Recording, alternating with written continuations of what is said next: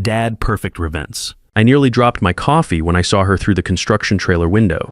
Lisa Hayes, my daughter-in-law, 8 months pregnant, wearing a stained apron, taking orders from my own construction crew at Maria's taco truck. The same woman my son Benjamin swore had run off with another man 3 months ago. I'm Victor Hayes, 58 years old, and I've been running Hayes Construction for 30 years. Built it from nothing after I got back from Vietnam. Started as a framer and worked my way up. Now we're pulling in $20 million a year, and I thought I'd seen every kind of betrayal the business world had to offer. I was wrong. Theodore Walsh, my business partner for 15 years, was sitting across from me in the trailer tapping his fingers on a $230 million development contract. We'd been going over the Oakwood Plaza project details for an hour, but my hand had been shaking so bad I couldn't sign the papers. "Victor, you've been staring at that signature line for 10 minutes, Ted said. "What's the problem? You feeling all right?" That was putting it mildly. For months, I'd been getting these dizzy spells that hit me like a freight train, headaches, nausea, fatigue that made me feel like I was 80 instead of 58. My doctor said it might be stress or age catching up with me. Figured that's what happens when you spend 3 decades building a company from scratch. Just tired, I said, trying to keep my voice steady. "Haven't been sleeping well." Theodore shifted in his chair. "Look, this is our biggest project yet. We need this sign today if we're going to break ground next month. The investors are getting antsy." I nodded and tried to focus on the contract. That's when I heard the rumble of the food truck pulling up outside. It was lunchtime and the guys needed to eat. Normal sound of a job site, nothing unusual about that. "You want something?" Theodore asked, standing up. "Maria's Tacos is here. Just a coffee," I said. "Black." He headed outside, and I could hear voices through the thin walls of the trailer, construction workers joking around, ordering their usual. The kind of normal workplace sounds I'd been listening to for 30 years. But then I heard something that made my blood run cold. A woman's voice, soft, scared. Familiar. That's when I looked out the window and saw her. Lisa Hayes, my son's wife, struggled with the weight of the cash box while balancing her huge belly. The guys were being respectful, my crew's got good manners, but I could see how hard it was for her to move around in that cramped truck space. Her face was pale, drawn, like she hadn't been eating right. What the hell was Lisa doing working at a food truck? Benjamin had told the whole family she'd left him for some guy from California. Said she cleaned out their joint account and disappeared without a word. We'd all felt sorry for him. Thought he was the victim of a cheating wife. I even helped him move back into the family house afterward, told him he could stay as long as he needed to get back on his feet. But there she was, 8 months pregnant, serving tacos to construction workers for tips. I watched Theodore walk up to the truck window. Lisa's face went white when she saw him. She tried to turn away, but he'd already recognized her. "Holy shit," I heard him say through the window. "Isn't that Benjamin's wife?" Lisa handed him his order without looking up. Her hands were shaking so bad she nearly dropped the bag. The way she moved, hunched over like she was trying to disappear, it reminded me of wounded soldiers I'd seen in Vietnam, people who'd been through something terrible. I couldn't sit still anymore. I stood up from the desk, my legs feeling like jelly. The afternoon Texas heat hit me when I opened the trailer door, and for a second the world spun like I was on a carnival ride. But I kept moving toward that food truck. When Lisa saw me coming, she froze. Pure terror in her eyes, like seeing a ghost or seeing the enemy. "Lisa," I said, my voice cracking. "What are you doing here?" She looked around frantically like a trapped animal. I'm just working, Mr. Hayes. Just trying to make some money. Working." I stepped closer. Benjamin said, "You left town." Said you ran off with someone. Tears started rolling down her face. "Please," she whispered. "Don't tell him you saw me. Don't tell him." "My own son, Lisa, talk to me. What's going on?" She looked at Theodore, then back at me. Her eyes were darting around like she was planning an escape route. "Not here. Please. Can we talk somewhere else?" I told Theodore I wasn't feeling well and needed to head home early, which wasn't a lie. I felt like I was going to puke. The whole situation had my head spinning worse than my usual dizzy spells. We agreed to finish the Oakwood Plaza paperwork tomorrow. Lisa followed me in her beat-up Honda to a Denny's about 5 miles from the construction site. Far enough away that none of my crew would see us, but close enough that she wouldn't panic and bolt. In the restaurant booth, she looked even worse than she had at the food truck. Dark circles under her eyes, skin pale as paper. She kept one hand on her belly the whole time, protective-like. The waitress brought us coffee, and I noticed Lisa's hands shaking when she reached for the sugar. "He didn't just ask me to leave, Victor," she said quietly, her voice barely above a whisper. "He made me leave." "What do you mean, made you?" "Benjamin brought Patricia Wilson home. You remember her? She used to work for your company?" I remembered Patricia. Sharp woman, good with numbers and computers. I'd fired her 2 years ago for falsifying expense reports, caught her padding her mileage and hotel costs. Hadn't seen her since. What about her? He moved her into our house while I was still living there. Said she was helping him with business stuff, analyzing contracts and financial reports. But they weren't hiding what was really going on. They wanted me to see it. My hands clenched into fists on the table. He was cheating on you while you were pregnant with his child? Worse than that. Lisa wiped her eyes with a napkin. They made me feel like I didn't exist in my own home. Patricia started wearing my clothes, my jewelry. She'd cook dinner in my kitchen, wearing my apron. They'd sit at the dinner table talking about their future together like I was a piece of furniture. I felt sick listening to this. Why didn't you call me? Why didn't you tell me what was happening? Benjamin said if I caused trouble, he'd have me declared mentally unfit. Said he'd take the baby and I'd never see him again. He has lawyers, Victor, good ones. I don't have anything, no money, no family support, nothing.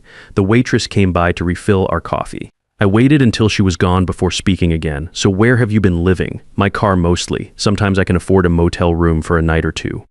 Maria, the woman who owns the food truck, she's been letting me work for cash. She doesn't ask questions, doesn't require paperwork. It's not much, but it keeps me fed. Jesus Christ, Lisa.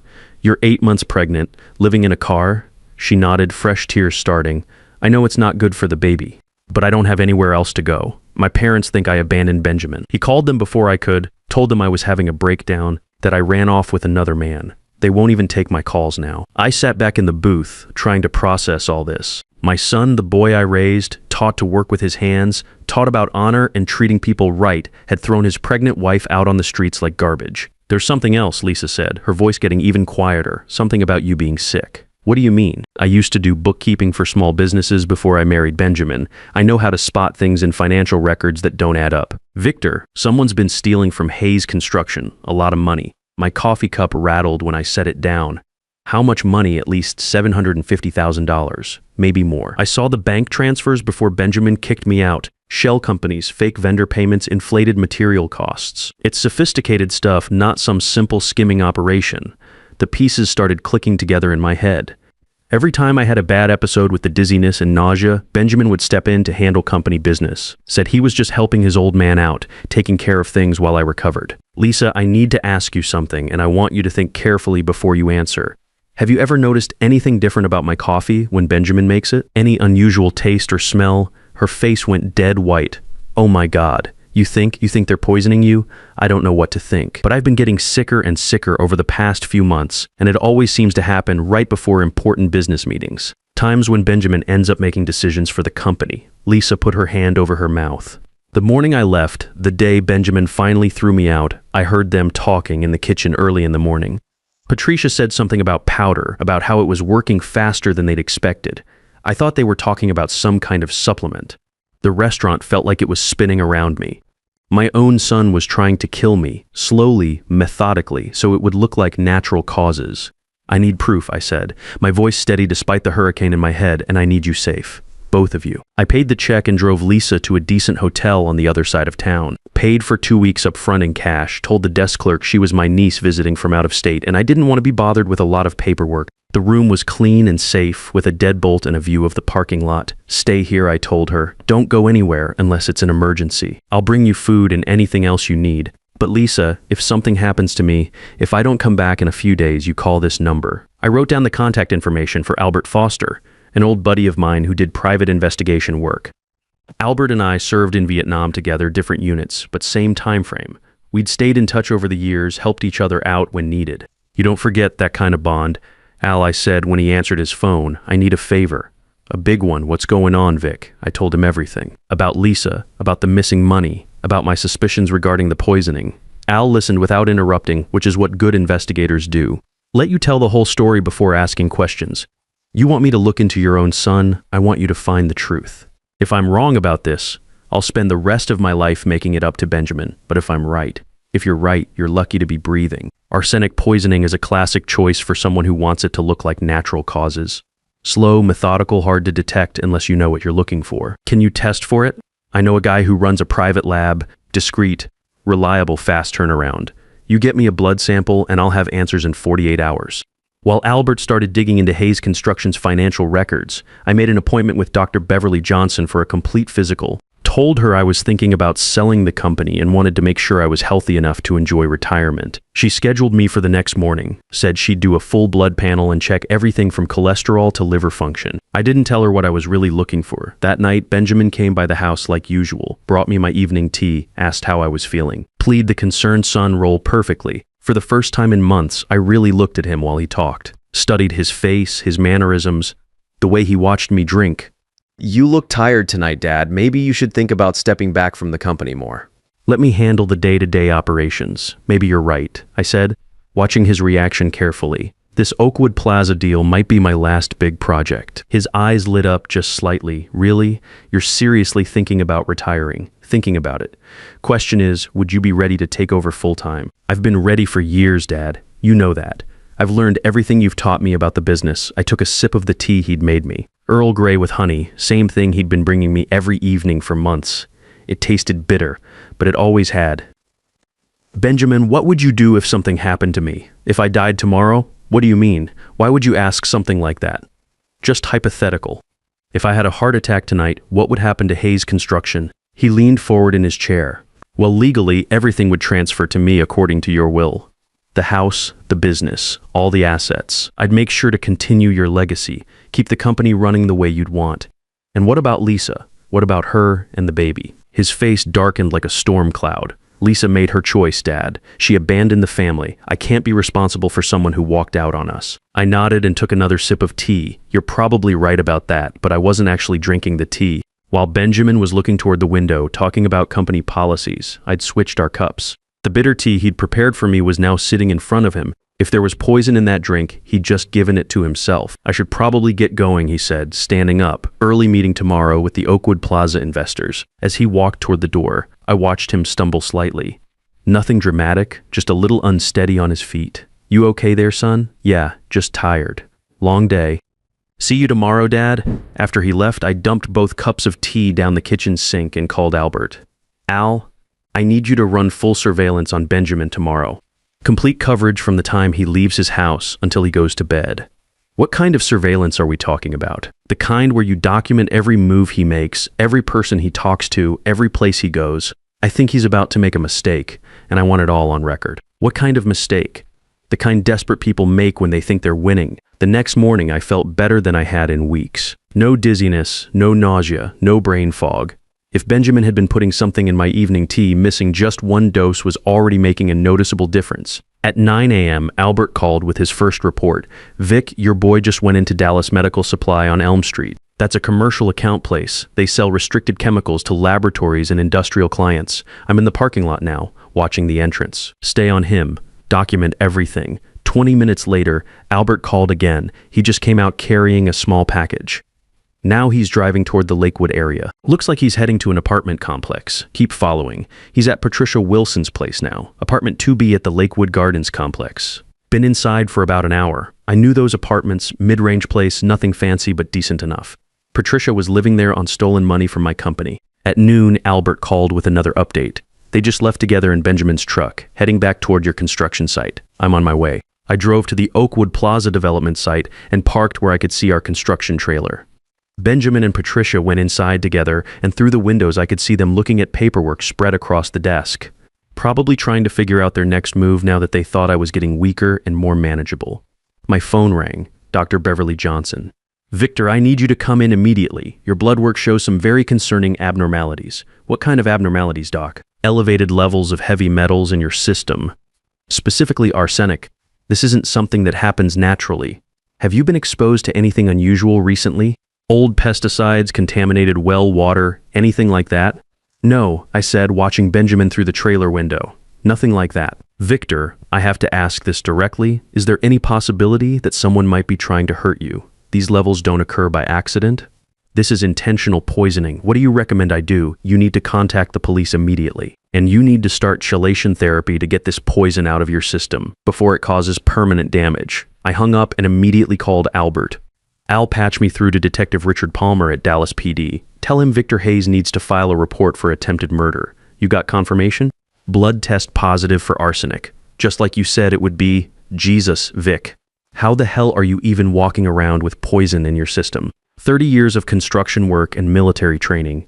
Takes more than a little arsenic to put this old soldier down, but I wasn't feeling as tough as I sounded. I was scared, angry, and heartbroken all at the same time. My son, my only child, the boy I'd raised and taught everything I knew, was systematically trying to murder me for money. Albert and Detective Richard Palmer met me at Dallas Police Headquarters an hour later. Palmer was a good cop, about my age, with the weathered face of someone who'd seen too much family ugliness over the years. He understood what it meant when blood turned against blood. Mr. Hayes, these are serious accusations. If we're going to move forward with attempted murder charges, we need solid evidence beyond the blood test. What else do you need? Proof of the actual poisoning method, financial evidence of the theft, and ideally, a recorded confession. Think you can get your son to admit what he's been doing? I thought about it for a long moment, maybe. If he thinks I'm dying, he might get careless with his words. We worked out a plan. I'd call Benjamin that evening, tell him I was having chest pains and needed him to come to the house immediately.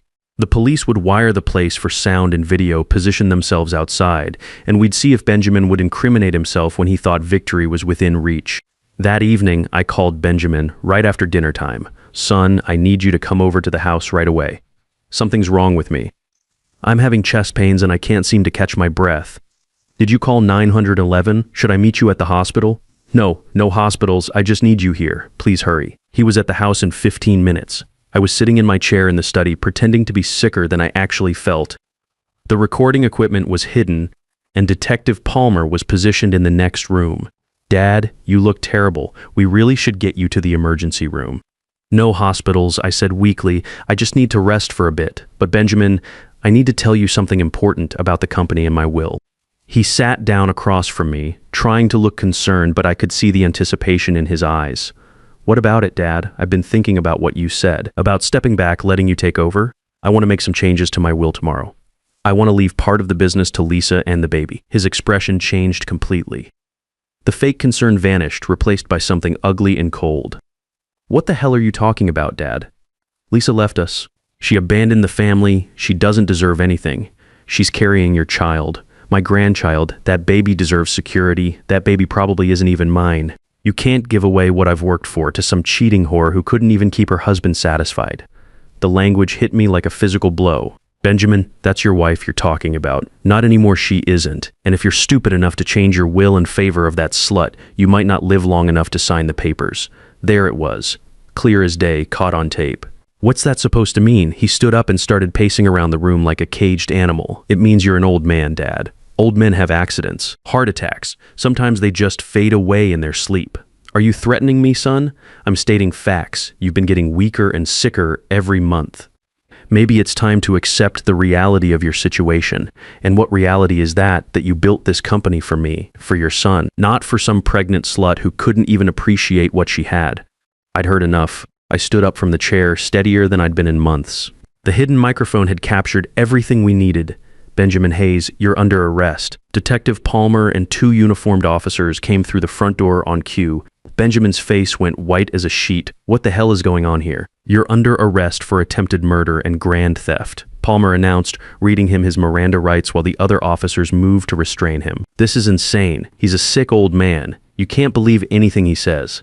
As they cuffed him and led him toward the patrol car, Benjamin looked back at me through the living room window, not like a son looking at his father for the last time, like a stranger who'd been caught in the act. Patricia Wilson was arrested at her apartment 2 hours later. The search warrant turned up enough arsenic to kill several people, along with detailed financial records showing exactly how they'd been systematically stealing from Hayes Construction for over a year. The trial took place 3 months later. The prosecution laid out the whole scheme, how Benjamin had been slowly poisoning me while authorizing fraudulent payments to shell companies that Patricia controlled.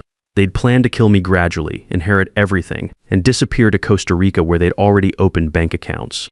Benjamin's defense attorney tried to paint me as an abusive father and tyrannical boss, claiming his client was protecting himself and Patricia from my alleged violence. The jury deliberated for less than 4 hours before finding both defendants guilty on all counts.